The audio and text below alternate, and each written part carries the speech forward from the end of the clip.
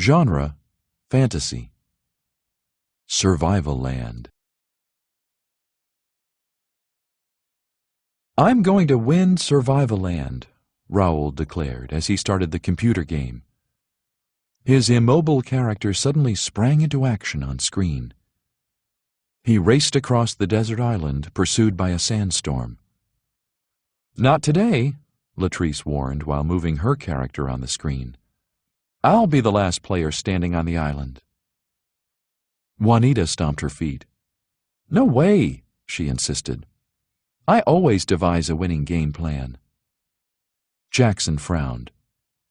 "Survivaland is too complex," he complained. "You have to know all about nature to win. But in real life, knowing about nature is just not that important." "You are so wrong," Juanita cried. A loud crackle sounded, and the entire room went dark. When the lights returned seconds later, the four players were very confused. Instead of controlling their characters on the computer screen, they were on the island themselves. "I can't believe it. We're inside the game," Raoul exclaimed. "And this sandstorm is blinding me. What should we do?" Suddenly a large sign in the sky flashed a message. "Run west to escape the storm." "Which way is west?" Jackson called. "I know," Latrice exclaimed, pointing. "The sun is rising over there, and since the sun ascends in the east and sets in the west, west must be in the opposite direction."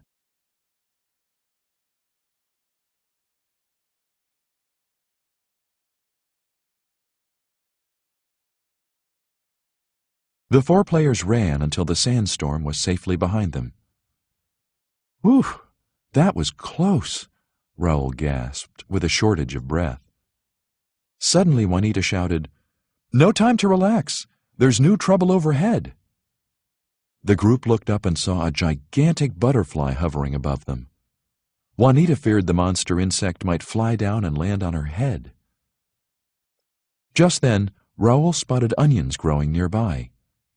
He quickly pulled one up and smashed it with a stick. He pulled it apart, fashioned 4 onion pieces, and said, "Rub this all over yourselves, now!" The giant butterfly floated down and rested its feet on Juanita, just as she had feared. She shrieked in fright, and the gigantic insect flew away. "I think my screaming scared it off," Juanita sighed. "No, actually the onion did," Raoul explained.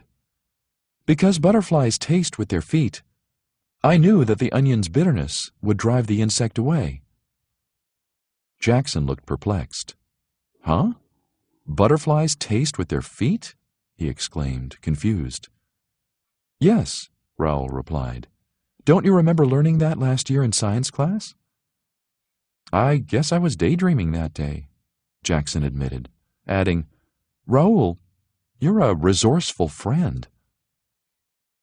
Then, without warning, an enormous crow flew down and announced, "I'm hungry." When the huge bird walked close to Jackson, Juanita tore off the silver bracelet and ring she was wearing and threw them as far as she could. The crow raced after the jewelry, and the friends ran the other way.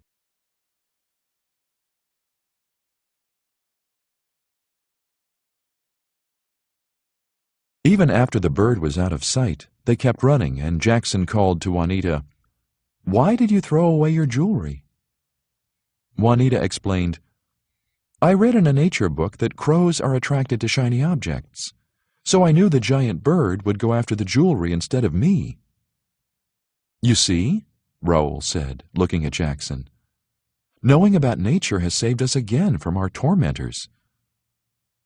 Finally, the 4 friends stopped running, but not by choice.